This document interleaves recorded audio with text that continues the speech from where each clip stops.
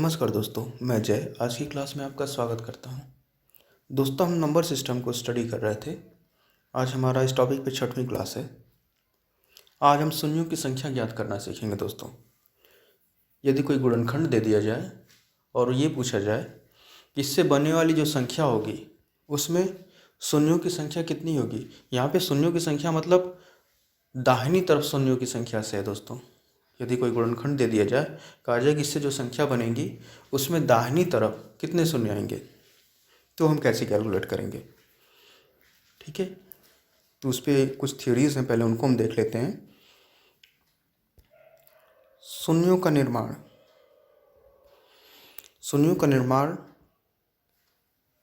2 × 5 के युग्मों से होता है। 2 × 5 का मतलब 10। 2 में 5 का गुणा हुआ 10 हुआ ना।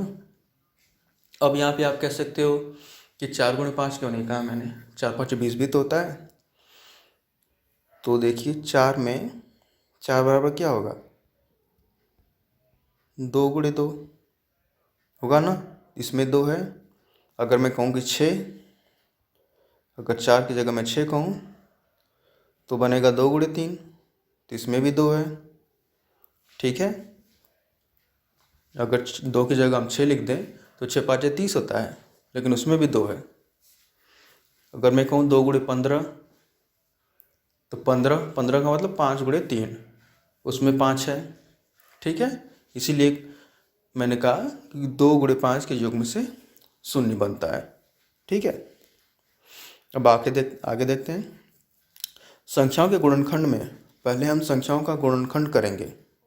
संख्याओं का गुणनखंड मतलब अगर ये दे दें कि 6 × 5 × 15 × 20 × 25 ऐसे करके दे दे आपको, क्या है कि इसमें शून्यों की संख्या क्या होगी अंत में। तो अब यहाँ पे हम डायरेक्ट नहीं करेंगे। 6 को पहले हम तोड़ेंगे, 2 × 3। 15 को फिर हम तोड़ेंगे, 5 वैसे दिया हुआ है, 5 तो टूटेगा नहीं। 15 को फिर तोड़ेंगे, 3 × 5। हमें तोड़ना होगा जितना ज़्यादा से ज़्यादा हम तोड़ सकें उन्हें, जितना ज़्यादा से ज़्यादा उसका गुणनखंड होगा वो सब हमें करेंगे। ठीक है, फिर उसके बाद देखेंगे, फिर आगे क्या देखेंगे। यह गुणनखंडों में जो देखेंगे वो 2 × 5 के कितने जोड़े बन रहे हैं। तो उसमें शून्य बनाने के लिए 2 × 5 का जोड़ा हमें देखना होगा। तो उसमें जब गुणनखंड कर लेंगे तो उसमें देखेंगे कि 2 × 5 के कितने जोड़े बन रहे हैं। हम फिर उन जोड़ों को बनाएंगे। फिर जितने जोड़े बनेंगे दाहिनी ओर उतने ही शून्यों की संख्या होगी। ठीक है, जोड़े फिर हम बनाएंगे 2 और 5 के।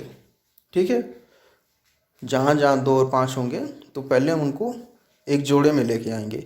जब जोड़े हम बना लेंगे 2 × 5 के, फिर उनको काउंट करेंगे।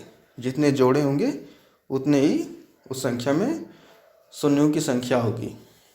ठीक है, तीसरा क्या कह रहा है, संख्याओं के गुणनखंड में 2 और 5 की घात देखेंगे। यहाँ पे ध्यान दीजिएगा, 2 और 5 की घात का मतलब है 2 आधार होगा, 5 भी आधार होगा। और ये बात कर रहा है यदि संख्या दी गई हो आधार और घात के रूप में, मतलब कोई संख्या दे दी जाए जिसके ऊपर घातें दी गई हो। ठीक है, जैसे दे दी जाए 2 पे 5 की घात, × 7 पे 10 की घात, × 5 पे 3 की घात, × 15 पे 2 की घात। इस तरह से अगर दे दिया जाए कोई गुणनखंड जिस पे घातें दी गई हो, तो उसको सॉल्व करने का तरीका बता रहा है कि 2 और 5 की घातें देखेंगे। तो हमें सबसे मतलब नहीं है 7, 3, ठीक है, 11, कुछ ऐसे भी जो भी संख्या आएंगी उनमें हम सबसे मतलब हमें नहीं है। हमें मतलब है सिर्फ 2 और 5, उन संख्याओं से मतलब है जिसका आधार 2 होगा और 5 होगा। ठीक है, तो जो आधार होगा उन्हीं से हमें मतलब होगा। 2 और 5 के आधार देख लेंगे पहले, फिर ये देखेंगे कि किसकी घात कम होगी। अब 2 पे मान लीजिए 14 की घात है और 5 पे दिया है 7 की घात है। ठीक है, तो जिसकी घात कम होगी, तो अब 2 पे 14 की घात है और 5 पे 7 की घात है, तो कौन सी घात कम है, 5 वाली कम है ना।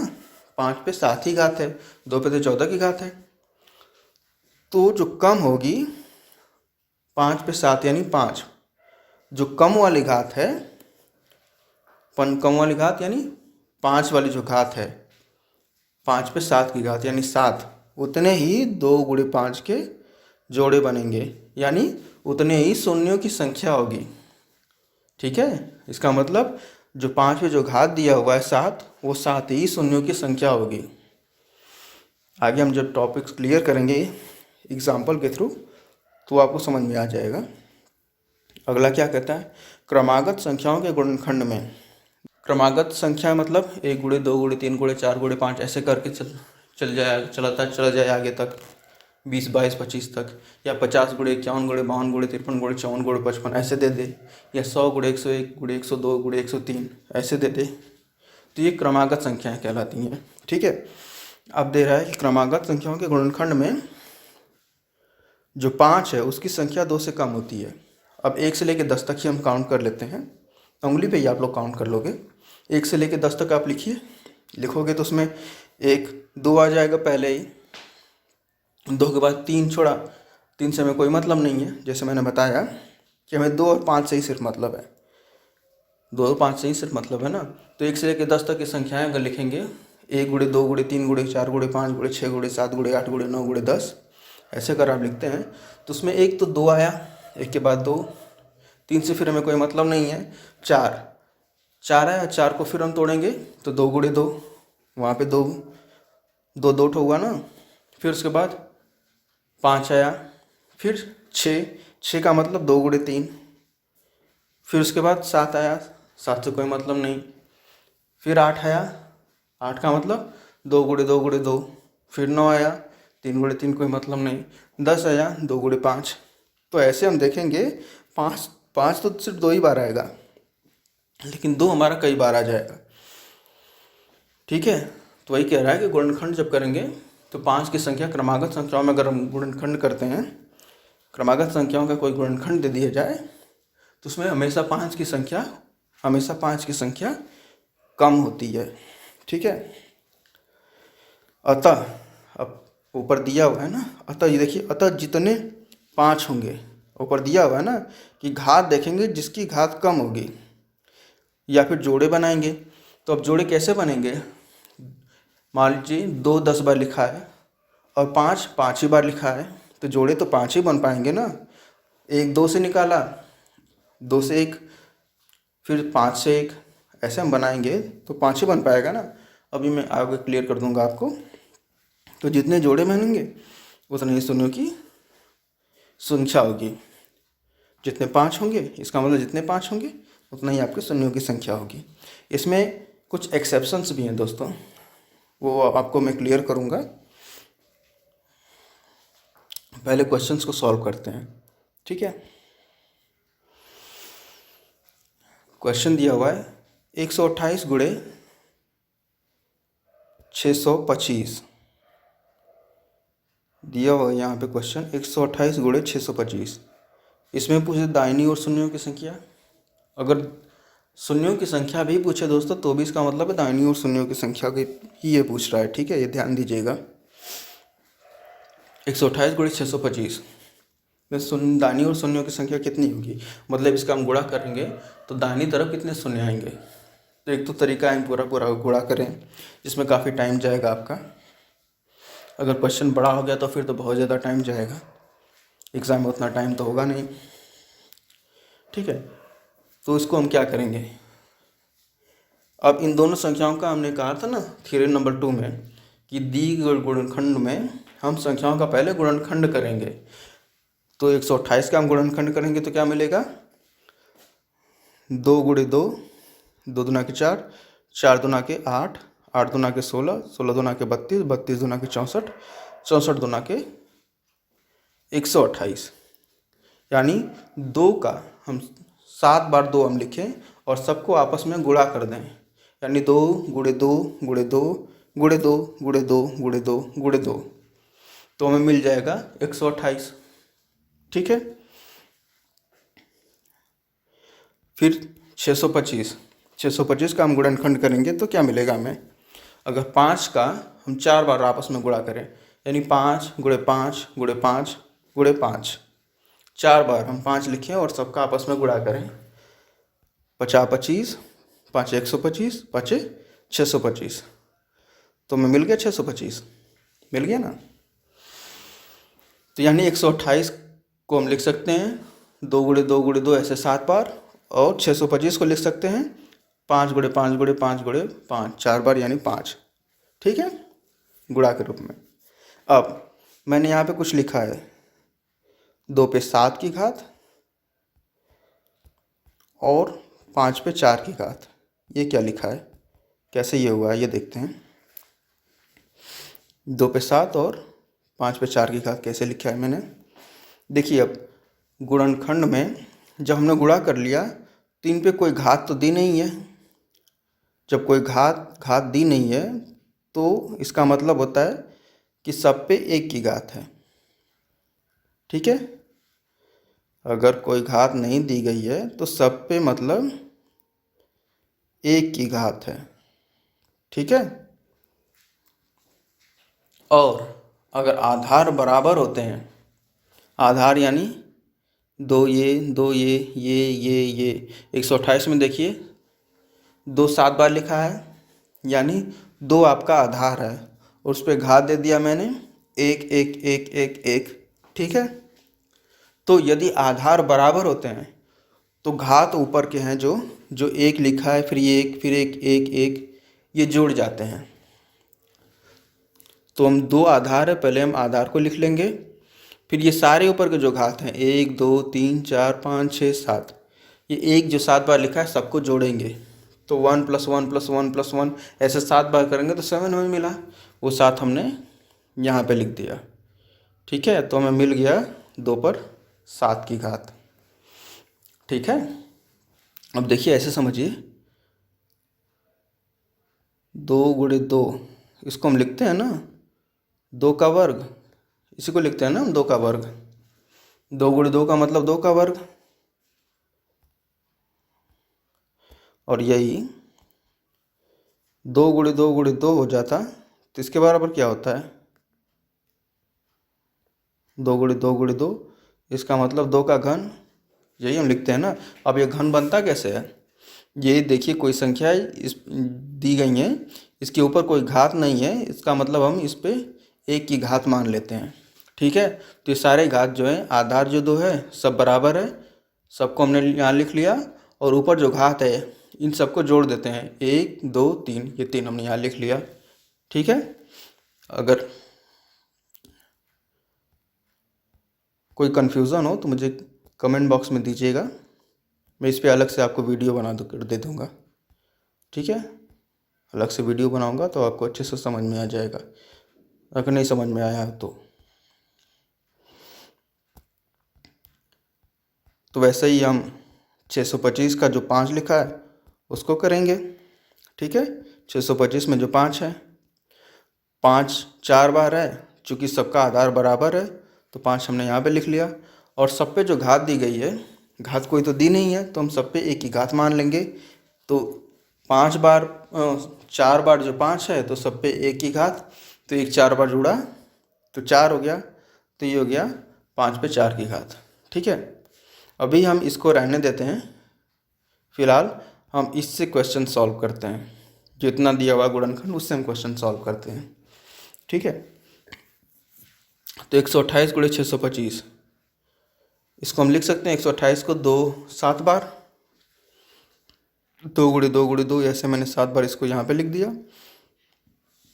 और 625 है, इसको हम 5 गुणे 5 गुणे 5 गुणे 5, 5 जो 4 बार लिख सकते हैं और गुणे के रूप में, तो हमने यहाँ पे लिख दिया। अब क्या कह रहा था सेकेंड थियरी में कि 2 5 के हम जोड़े बनाएंगे, 2 गुणे 5 के हम जोड़े बनाएंगे 10 बनाने के लिए, 10 का मतलब शून्य देखने के लिए। जितने जोड़े होंगे उतने ही शून्यों की संख्या होगी। तो यहाँ से हम कलर चेंज कर लें, देखिए 1 2 ये है, 1 5 ये है, इसको मैंने एक साथ रख लिया 2 गुणे 5, दूसरा 2 ये है, दूसरा 5 ये है, उसको मैंने एक साथ लिख लिया, तीसरा 2 ये है, तीसरा 5 ये है, उसको मैंने यहाँ एक साथ लिख लिया। चौथा 2 ये है, चौथा 5 ये है, उसको मैंने यहाँ एक साथ लिख लिया। अब देखिए हमारे पास 2 तो बचे हैं, 3 2 अभी और बचे हैं, 3 2 अभी और बचे हैं, लेकिन हमारे पास 5 अब नहीं बचे हैं, नहीं बचे हैं ना, 5 तो हमारे ख़त्म हो गए। हमें बनाना था क्या, 2 और 5 के जोड़े। तो हमारे पास कितने जोड़े बचे, 2 गुणे 5, 2 गुणे 5, 2 गुणे 5, 2 गुणे 5, 4 जोड़े बने हमारे पास। जो बाकी की संख्याएं थी 2 गुणे 2 गुणे 2, इसको हमने यहाँ पे लिख लिया है। हालांकि अब हमारा इससे कोई मतलब रह नहीं गया, ठीक है। तो ये जितने जोड़े बनेंगे, एक जोड़ा, ये दूसरा, ये तीसरा और ये चौथा, 4 जोड़े हमें मिले, उतने ही शून्यों की संख्या होगी, ठीक है। 4 जोड़े मिले मतलब 4 शून्य होंगे उस संख्या के अंत में। जब हम उत्तर निकालेंगे गुणा करने के बाद, तो शून्यों की संख्या 4 मिलेगी हमें, ठीक है। अब दूसरा तरीका देखते हैं। मैंने यहाँ पे घात में बदला था ना इनको, आपने, जिसको मैंने अभी छोड़ दिया था, यहाँ पे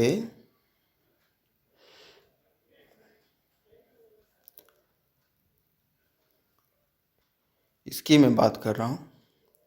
इसको अभी हमने छोड़ दिया था ना, मैंने कहा था कि हम बाद में इसको डिस्कस करेंगे। अभी इसको लेते हैं, 2 पे 7 की घात, अब हम गुणे, और ये 5 पे 4 की घात। अब 128 गुणे 625, इसको हम लिख सकते हैं ना, 2 पे 7 की घात गुणे 5 पे 4 की घात। ये मैंने अभी आपको दिखाया ना कि 128 को 2 पे 7 की घात भी ले सकते हैं, 625 को 5 पे 4 की घात लिख सकते हैं। तो 228 की जगह हमने लिख दिया 2 पे 7 की घात, और 625 को लिख दिया 5 पे 4 की घात, ठीक है। अब तीसरी थियोरी को याद करिए, दिया था कि 2 और 5 दोनों पे हम घातों को देखेंगे। 2 और 5 वहाँ पे दोनों आधार होंगे, और उन पे जो घात होंगे उनकी घातों को देखेंगे। तो 2 पे कितने की घात है, 2 पे कितने की घात है, 7 की घात है। 5 पे कितने की घात है, 4 की घात है, यही है ना। 2 पे 7 की घात और 5 पे 4 की घात, दोनों की घात देख लिए। अब ये दिया था वहाँ पे थ्योरी नंबर 3 में कि उसमें जो घात, छोटा वाला घात होगा, जो छोटा वाला घात होगा, छोटा वाला घात कौन सा है, 7 बड़ा है कि 4 बड़ा है, तो 7 बड़ा है, 7 बड़ा है ना, 4 तो छोटा है। तो जो छोटा वाला घात होगा उतने ही शून्य होंगे, उतने ही 2 गुणे 5 के युग्म होंगे, या 2 गुणे 5 के युग्म का मतलब शून्य, उतने ही शून्यों की संख्या होगी। तो ये 4 छोटा है, 4 घात छोटा है, यानी 4 ही शून्यों की संख्या होगी। यहाँ पे मिल गया आपको, ऐसे भी 4 मिल रहे थे और ऐसे भी उत्तर मिला 4, ठीक है। समझ में आ गया होगा आपके। अब नेक्स्ट क्वेश्चन करते हैं।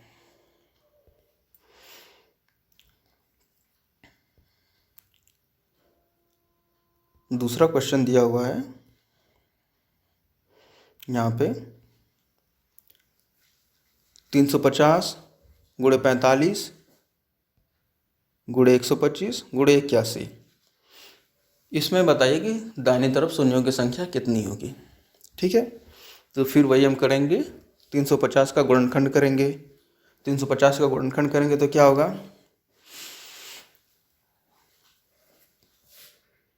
35 में 10 का गुणा करें तो 350 बनता है, हमने लिख लिया। अब मैं ये ट्रिक बताता हूँ आपको, एग्ज़ाम में काम आएंगी, ठीक है।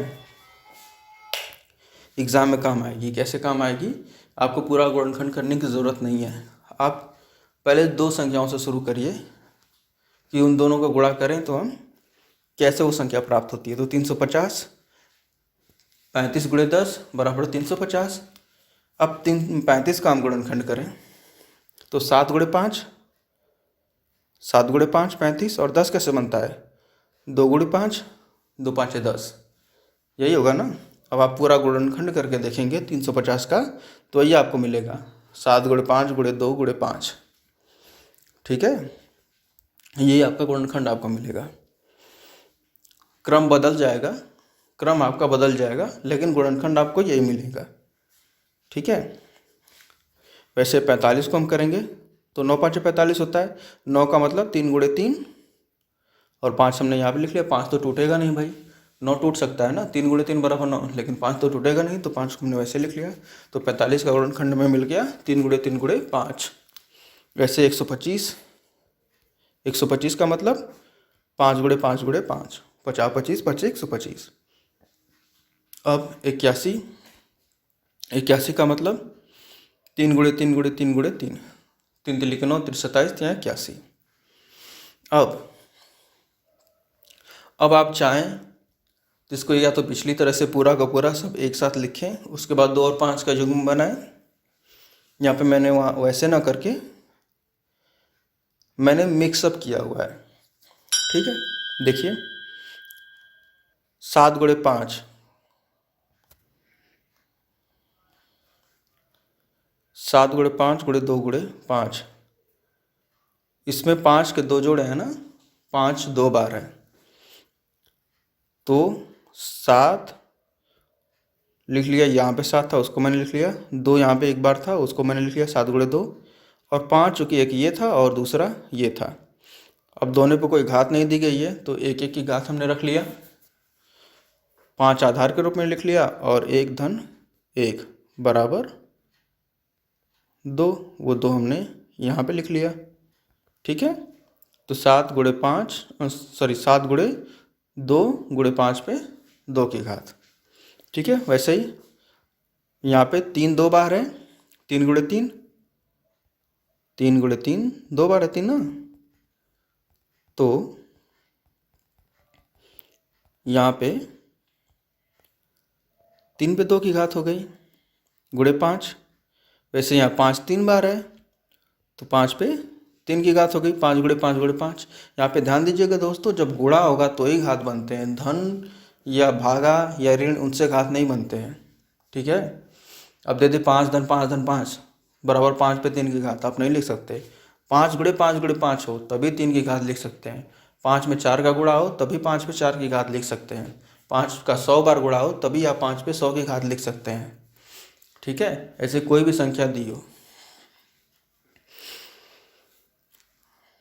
चलिए 5 पे 3 की घात और 81 का मतलब 3 गुणे 3 गुणे 3 गुणे 3, 3 4 बार है तो 3 आधार में चला गया, और 4 बार है तो 4 घात में चला गया। अब हमें 3 पे 50 का घात का मतलब मिल गया 7 गुणे 2 गुणे 5 पे 2 की घात। वैसे ही 45 का मतलब हमें मिल गया 3 पे 2 की घात गुणे 5। 125 का मतलब मिल गया 5 पे 3 की घात, और 81 का मतलब मिल गया 3 पे 4 की घात। अब चूंकि सबका यहाँ पे गुणा था तो 350 गुणे 45 गुणे 125 गुणे 81, यही दिया था ना, 350 गुणे 45 गुणे 125 गुणे 81, इन सबको हमने लिख दिया। अब इसके बराबर 350 की जगह हमने लिख लिया 7 गुणे 2 गुणे 5 पे 2 की घात। 45 की जगह हमने लिख लिया 3 का वर्ग गुणे 5। 150 की जगह 5 पे 3 घात तो 5 पे 3 की, 125 की जगह 5 पे 3 की घात तो 5 पे 3 की घात, और 81 की जगह 3 पे 4 की घात हमने लिख ली। ठीक है, अब मैंने अभी बताया कि जब आधार बराबर हों तो घात जुड़ जाते हैं। मैंने अभी बताया आपको कि आधार बराबर हों तो घात जुड़ जाते हैं, वही बताया ना। देखिए 7 यहाँ पे अकेला है, 7 के दूसरी कोई 7 संख्या नहीं है ना, एक बार 7 दिया है 2, दूसरा कोई 2 इस गुणनखंड में नहीं है। 5 पे 2 की घात दिया, अब देखिए 5 है कहीं और, तो एक ये 5 पे 2 की घात, एक ये 5 है, एक ये 5 है, 3 बार यहाँ पे 5 लिखा हुआ है। ठीक है, देखिए 7 पे कोई दूसरा कोई 7 नहीं था तो 7 हमने वैसे ही लिख लिया, कोई दूसरा 2 नहीं था तो 2 हमने वैसे लिख लिया। अब 5 पे ध्यान दीजिएगा, 5 पे 2 की घात दिया है, फिर अकेले 5 है, फिर 5 पे 3 की घात है। तो मैंने बताया जैसा कि जब आधार यानी जो नीचे दिया हुआ है आधार बराबर हो, तो देखिए 5 5 5 बराबर है, तो घात यानी 5 पे ये 2 की घात दिया है, ये 2, ये घात है, ये 2 घात है, ये 3 घात है। घात आधार बराबर हो तो घात जुड़ जाते हैं।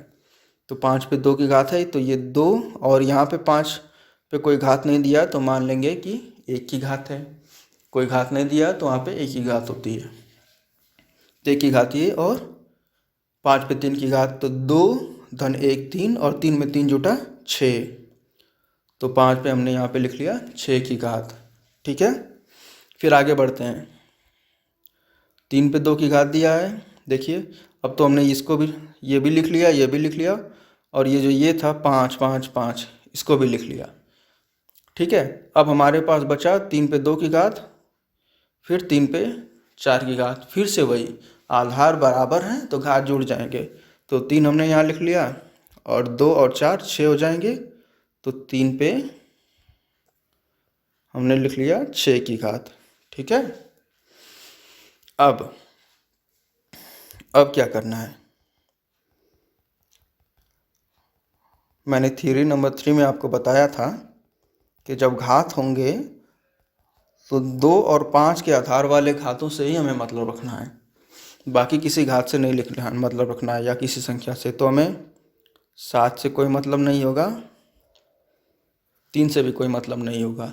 ठीक है, हमें ना ही 7 से मतलब है, ना ही 3 से मतलब है, क्या 3 पे कोई भी घात दी गई हो, कोई भी घात मिल गया है, हमें मतलब है 2 और 5 के जोड़ों से। ठीक है, अब वहाँ पे दिया था कि जब 2 और 5 निकल आएंगे तो जिसकी घात कम होगी, 2 पे कोई घात नहीं दिया है ना, 2 पे तो कोई घात दिया नहीं है, तो इस पे हम 1 की घात मान लेंगे, और 5 की घात 6 दिया है। तो अब बताइए 2 पे तो हो गई 1 की घात, और 5 पे हो गई भाई आपकी 6 की घात। तो बताइए 1 बड़ा है कि 6? 6 बड़ा है ना। और वहाँ पे दिया था थ्योरी नंबर 3 में, तीसरा जो थ्योरी थी हमारी, उसमें दिया था कि घात जो कम वाला होगा, आधार देख लेंगे, 2 और 5 के आधार हम ले लेंगे, और उन पे जो घात होंगे उसमें जो कम वाला घात होगा उतने ही जीरो शून्य की संख्या होगी, 2 गुणे 5 के, यानी उतने ही युग्म बनेंगे। ठीक है, तो ये 1 है, 1 कम है 6 से, तो शून्यों की संख्या कितनी होगी इस गुणनखंड में? इस पूरे गुणनखंड में शून्यों की संख्या 1 होगी। ठीक है, दाहिनी ओर शून्य जो आएगा वो 1 ही होगा। ठीक है, चलिए हम नेक्स्ट क्वेश्चन को देखते हैं।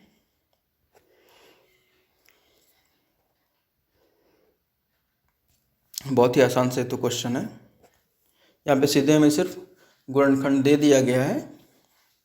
आपके एग्ज़ाम में अगर ऐसे पूछ दे और सीधे गुणनखंड दे दिया हो, उस पर घात दे दिया गया हो, तो क्या करेंगे? आपको कुछ करना ही नहीं है, फिर तो सिर्फ सीधे सीधे हमें घातों को जोड़ देना है। ठीक है, देखिए 5 कितनी बार है? 5 और 2 को ही हमें लेना है, बाकी किसी संख्या से मतलब नहीं है। तो 5 और 2 को लेना है तो पहले हम कैंसिल कर लेते हैं, किसकी ज़रूरत हमें नहीं है। 7 की ज़रूरत नहीं है, इस 3 की भी ज़रूरत नहीं है। ठीक है, हमें सिर्फ इसकी 5 2 5 2 5 इन्हीं की सिर्फ हमें ज़रूरत है। ठीक है, मैंने यहाँ पे लिख दिया है आपको दिखाने के लिए।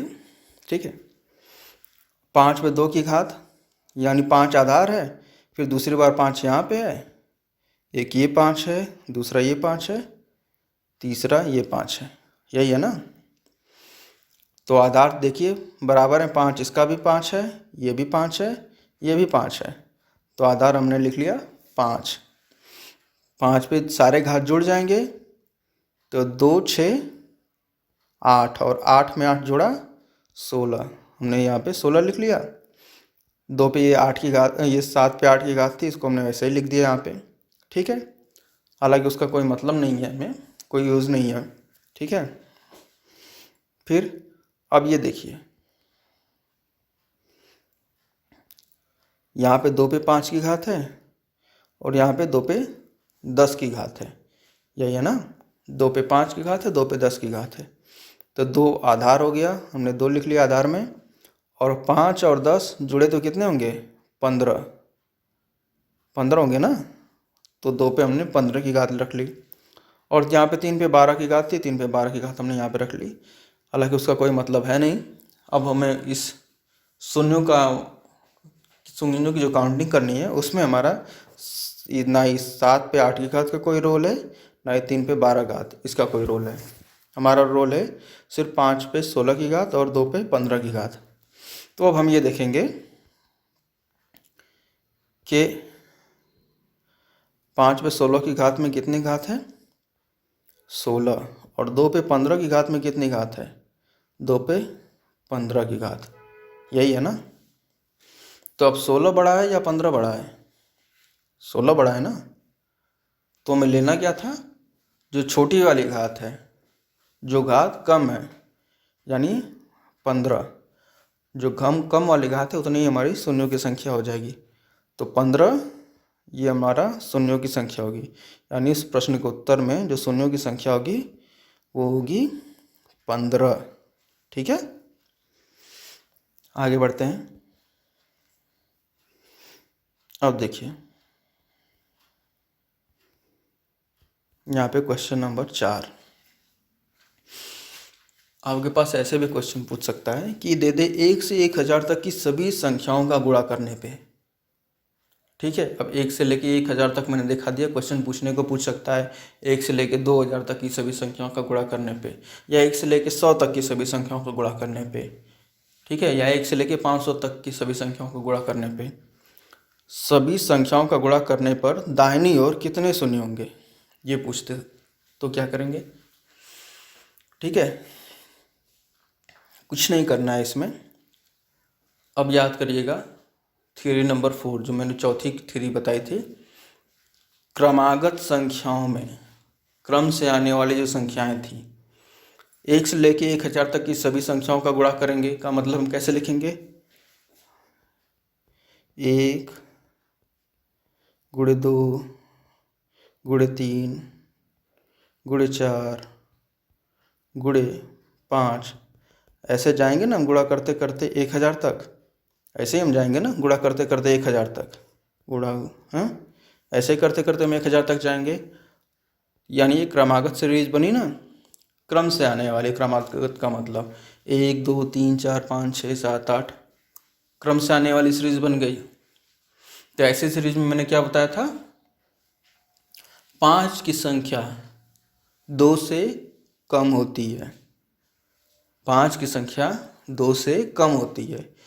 क्रमागत सीरीज में 5 की संख्या 2 से कम होती है, यानी जितने 5 होंगे उतने ही शून्यों की संख्या होगी। ठीक है, चलिए, तो अब हम क्या करेंगे, जितने 5 होंगे उतने ही शून्यों की संख्या निकालने के लिए क्या करेंगे, ये जो दिया हुआ है आपका 1000, इस 1000 में हम 5 से भाग दे देंगे। इस 1000 में क्या करेंगे, हम 5 से भाग दे देंगे।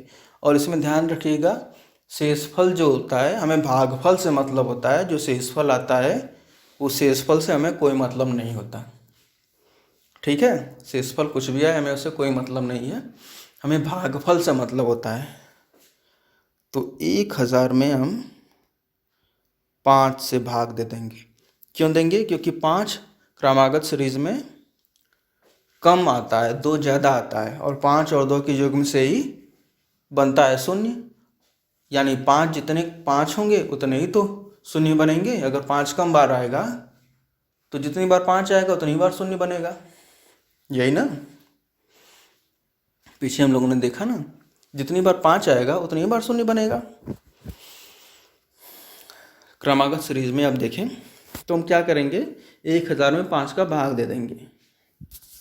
तो 1000 में हम 5 का भाग देंगे तो कितनी बार जाएगा, 1000 भागा 5, 5 दूना के 10, कट गया ये शून्य उतरा, ये शून्य, ये यहाँ पे चला गया, 200 बार जाएगा, 200 हमने यहाँ पे लिख दिया। फिर ये 200 यहाँ पे लिखा है, फिर क्या करेंगे अब, फिर से उस 200 में फिर हम 5 से भाग देंगे। जो भागफल आया है ये वाला, उसमें हम फिर 5 से भाग देंगे। ठीक है, फिर 5 से भाग देंगे 200 में, तो कितनी बार जाएगा, 5 चौका 20, 40 बार में, 40 बार में जाएगा। 205 में हम 5 से भाग देंगे तो 40 बार में जाएगा। फिर क्या करेंगे, फिर जो है हम 40 में फिर हम 5 से भाग देंगे। ये भाग हम तब तक देते रहेंगे जब तक 5 से भाग जाता रहेगा। ठीक है, जब तक 5 से भाग जाता रहेगा तब तक हम भागफल में 5 से भाग देते रहेंगे। फिर हम 5 से 40 में भाग देंगे, तो 5 8 40, 8 बार में गया। अभी देखिए 8 में 5 से भाग जा रहा है कि नहीं, एक बार जाएगा ना, तो फिर हम लिखेंगे 5 और यहाँ पे 5 से फिर 8 में भाग देंगे, तो 5 एक कम 5, एक बार में गया तो हमने यहाँ पे 1 लिखा। अब वहाँ पे 3 शेष बच रहा है, हमें उस शेष से कोई मतलब नहीं है, हमें सिर्फ भागफल से मतलब है। तो हमारे कितने भाग आए भागफल में, एक तो आया, एक 200 आया, एक, इससे हमारा कोई मतलब अब यहाँ पे नहीं रह जाएगा, इससे हमारा कोई मतलब अब नहीं रह जाएगा। ठीक है, हमारा इससे कोई मतलब नहीं रह जाएगा। हमारा एक 200 आया, 5 से हमने 1000 में भाग दिया, फिर 200 में 5 से भाग दिया तो 40 आया, फिर 40 में 5 से भाग दिया तो 8 आया, फिर 8 में 5 से भाग दिया तो 1 आया। शेषफल में ही हमें शेषफल से हमें कोई मतलब नहीं है, हमें भागफल से मतलब है, इसका ख्याल रखिएगा। शेषफल से हमें कोई मतलब नहीं है। ठीक है, भागफल से 1000 में 5 से भाग दिए तो 200 आया, 200 हमारा भागफल था। फिर 200 में हम 5 से भाग देंगे तो 40 आएगा, 40 भी हमारा भागफल होगा। फिर 40 में हम 5 से भाग देंगे तो 8 बार जाएगा, 5 8 40, वो 8 भी हमारा भागफल होगा। फिर 8 में हम 5 से भाग देंगे तो 5 एक कम 5, एक बार जाएगा, वो भी हमारा भागफल। ये सारे हमारे भागफल हैं। ठीक है, ये सारे के सारे भागफल हैं, हमें उससे शेषफल से कोई मतलब नहीं है, हमें सिर्फ भागफल से मतलब है। ठीक है, अब क्या करेंगे, अब क्या करेंगे, ये जितनी संख्याएं हैं सारी, ये जितनी संख्याएं हैं 200, फिर 4, फिर 8, फिर 1, इन सबको हम एक जगह, जितने भागफल आए हैं ना सबको एक जगह हम लिख लेंगे। 240, फिर 8, फिर 1, ये जो थे इन सबको हम एक साथ लिख लेंगे। ठीक है, जितने भागफल हमारे आए हुए थे सबको हम एक साथ लिख लेंगे। सबको एक साथ लिख लिए और सबको अब जोड़ दीजिए। 239, 240, 8, 248, 1, 249, 249, ये हमारा शून्यों की संख्या होगी। 1 से लेके 1000 तक की संख्याओं का अगर हम गुणा करेंगे तो अंत में जो संख्या आएगी उसमें 249 शून्य होंगे। 249 काफ़ी लंबी सीरीज होती है शून्यों की। ठीक है, अब इसी सवाल को आपको ध्यान रखिएगा, फैक्टोरियल के नाम पे भी पूछ सकता है। फैक्टोरियल के नाम पे कैसे पूछेगा, आपसे ये कह दे कि फैक्टोरियल, ये जो दिया हुआ ना 1000, इसकी जगह दे देगा कि फैक्टोरियल 1000, कह देगा कि फैक्टोरियल 1000, फैक्टोरियल 1000 में शून्यों की संख्या कितनी होगी। इसी सवाल को ऐसे घुमा के दे देगा आपको कि फैक्टोरियल 1000 में शून्यों की संख्या कितनी होगी। तो फैक्टोरियल 1000 का मतलब 1 × 2 × 3 × 4, यही सीरीज़ आपकी बन जाएगी। जो भी बन रही है 1 गुणे 2 गुणे 3 गुणे 4 गुणे 5 ऐसे करते हुए 1000 तक। ऐसे दे दें फैक्टोरियल 500, तो मतलब 1 गुणे 2 गुणे 3 गुणे 4 गुणे 5 ऐसे करते हुए 500 तक जाना है। और उसी सवाल को ऐसे भी कह सकता है कि 1 से लेके 500 तक की सभी संख्याओं का गुणा किया जाए, तो बताओ कि संख्या में आने वाली जो संख्या होगी उसमें कितने शून्यों की संख्या होगी दाहिनी तरफ। तो इस चीज़ का ध्यान रखिएगा, इसको आप फैक्टोरियल के रूप में भी आपसे क्वेश्चन में पूछ सकता है। ठीक है,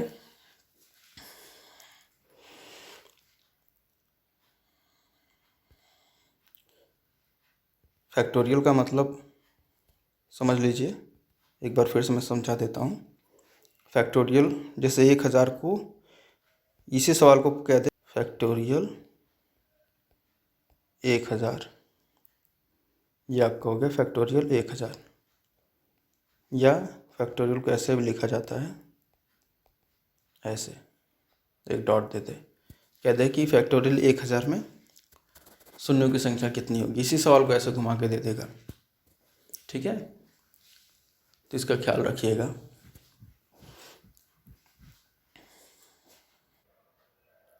आज के लिए इतना ही दोस्तों, क्योंकि क्लास काफ़ी लंबी हो जाएगी। इसमें कुछ और टाइप के भी क्वेश्चन पूछे जाते हैं, वो मैं आपको नेक्स्ट वीडियो में बता दूंगा। ठीक है, तो मेरा वीडियो देखने के लिए थैंक यू। और अगर अच्छा लगा हो तो मेरे वीडियो को लाइक करिएगा, शेयर करिएगा और मेरे चैनल को सब्सक्राइब करिएगा। धन्यवाद।